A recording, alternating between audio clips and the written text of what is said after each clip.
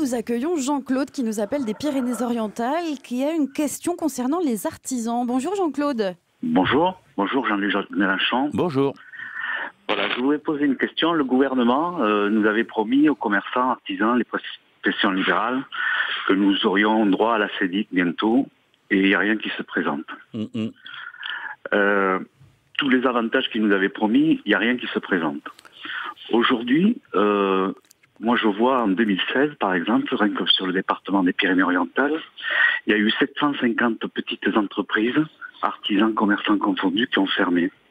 Alors dans votre prochain programme, qu'est-ce que vous proposez pour ces gens-là aujourd'hui, parce qu'eux aussi sont dans la misère? Mais bien sûr, je le sais, figurez-vous, j'en suis bien conscient. Et ça devient de plus en plus dur, quoi. Mais évidemment, pourquoi? Et il faut toujours essayer de se demander comment les choses s'organisent pour arriver à un tel résultat. Parce que là, nous avons affaire à des gens travailleurs, des gens compétents. Enfin, je veux dire, sinon, vous n'avez pas de commerce, si vous n'avez pas votre petite entreprise, si vous ne savez rien faire. C'est donc que vous êtes capable d'apporter un service à la société. Que se passe-t-il?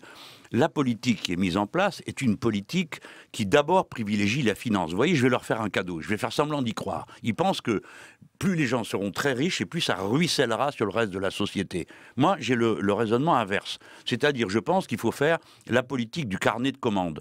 Plus il y a de boulot, plus il y a de ressources, c'est-à-dire si les gens ont des bonnes payes, si ça se passe bien, alors ils dépensent et ils achètent et ils font appel à des services comme ceux de la petite entreprise. C'est le contraire de la logique qui est celle du gouvernement.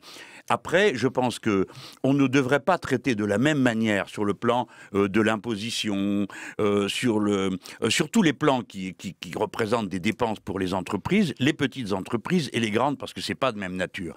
Et vous verrez que le moment venu, quand nous commencerons à appliquer notre programme de relocalisation, normalement vous devriez pouvoir respirer. Je parle d'une autre. Mais puisque vous êtes dans les Pyrénées-Orientales, je me rappelle que les petites entreprises du bâtiment, il y a 2 ans de ça, quand je passais, protestaient parce que elles disaient les travailleurs, le statut des travailleurs détachés est en train de nous ruiner parce qu'on fait venir des travailleurs qui coûtent moins cher que ceux qu'on trouve sur place.